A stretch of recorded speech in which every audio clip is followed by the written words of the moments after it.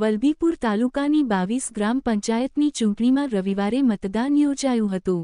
આ અગાઉ 24 ગ્રામ પંચાયતો સમરસ જાહેર થઈ હતી। આજે બેલેટ પેપરથી મતદાન થયું હતું। વલભીપુર તાલુકાના 22 ગ્રામ પંચાયતોની સામાન્ય ચૂંટણી માટે આજે 71.66% મતદાન થયું હતું। જે ગ્રામ પંચાયતોની સરપંચ પદની ચૂંટણી છે તેમાં માલપરા, દાત્રેટિયા, લુણધરા, જલાલપર, પાટણા, પાણવી, હળિયાદ, ચમારડી, નવીરાજસ્થળી, મૂળધરાઈ, તોતણિયાળા, નશીદપુર, દરેડ, જૂના રતનપુર, લોલિયાણા, કાળા તળાવ, મેવાસા, મૂણપુર, પીપરિયા, ખેંતાટીંબી, આનંદપુર, પીપળી ગામોની સામાન્ય ચૂંટણી અને નવાગામની પેટા ચૂંટણી સાથે કુલ 23 ગ્રામ પંચાયત માટે તંત્ર દ્વારા કુલ 53 બૂથો તૈયાર કરવામાં આવ્યા હતા। જેમાં મૂણપુર ગામના 103 વર્ષીય વક્તુબા નાનુભાઈ પરમાર તેમજ 100 વર્ષીય અનુબેન દાનશંકભાઈ સોલંકીએ મતદાન કર્યું હતું।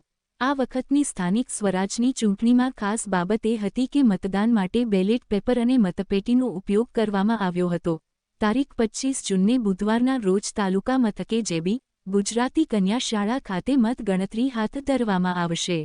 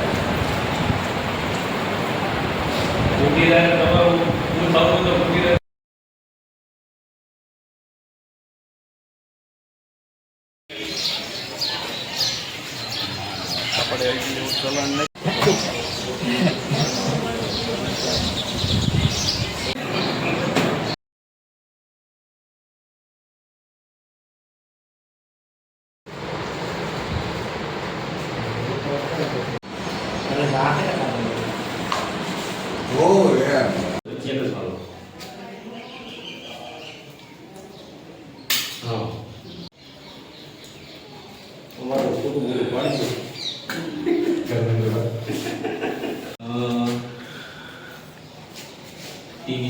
નંબર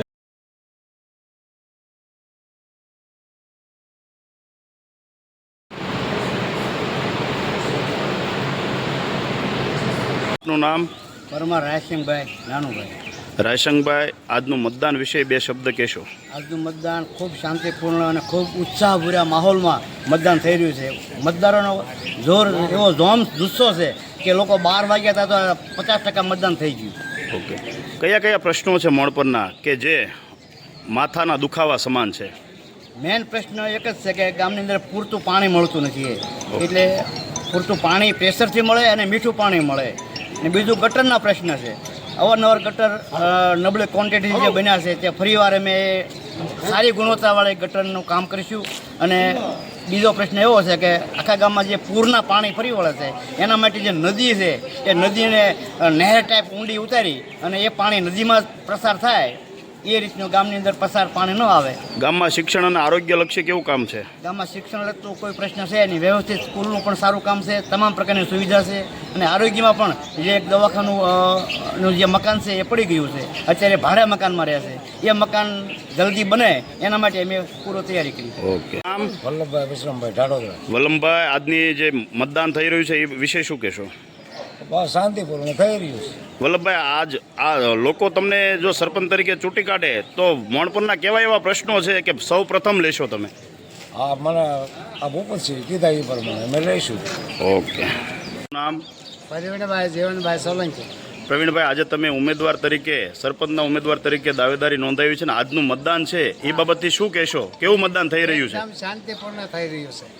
તમને શું લાગે છે કે આ જનતા તમને ચૂંટાવે તો મણપરના કેવા કેવા પ્રશ્નો છે ને કયો પ્રશ્ન વિકાસ કાર્ય માટે તમે પહેલાં કરશો? વિકાસ કાર્યોમાં તો જો બધા ગામે પહેલું કીધું કે ભાઈ પહેલું આપણે ખારું પાણી છે એ મીઠું દેવાનું છે. ઓકે. બીજું એક આ પાણી જે ગામમાં ભરાય છે ત્યાં આપણે નદી પહોળી કરાવવાની છે. ઓકે. એ બાબતે આપણે એને સહમતિ આપી. Okay okay. હું આવું તો એ કાર્ય હું કરીશ. નું નામ? મારું નામ ભૂપતસિંહ એમ ગોહિલ. ભૂપતસિંહ, આજે તમે સરપંચની દાવેદારી નોંધાવી છે અને આજે મતદાન થઈ રહ્યું છે. કેવું મતદાન છે અને કેવા માહોલમાં થઈ રહ્યું છે? મતદાનનો માહોલ સારો છે, મતદાન પણ સારું થઈ રહ્યું છે અને ગામ લોકોની લોકચાહના પણ છે. ભૂપતસિંહ, નવા ગામના કયા કયા બે પેચીદા પ્રશ્નો છે? એક મોટા ગટરનો પ્રશ્ન છે અને એક પાણીનો પ્રશ્ન છે. એ વિશે બે પ્રશ્નો મોટા છે. જો આપણે ચૂંટાશું તો આ કામ કરવા જરૂરી છે અને કરશું. ઓકે. આપનું નામ? અજીતસિંહ વાલજીભાઈ વેગડ. અજીતસિંહ, ચૂંટણીનો માહોલ કેવો છે ને કેવું મતદાન થઈ રહ્યું છે? માહોલ સારો છે અને લોકો ખૂબ ઉત્સાહથી મતદાન કરે છે. લોકો આપને સરપંચ તરીકે ચૂંટી કાઢે તો વિકાસના કાર્યો કેવા કરશો નવા ગામમાં? 2-3 પ્રશ્નો ગટરનું છે, પછી પાણીને ઓલી છે લાઈન વાન એ તક કરીશું. ઓકે.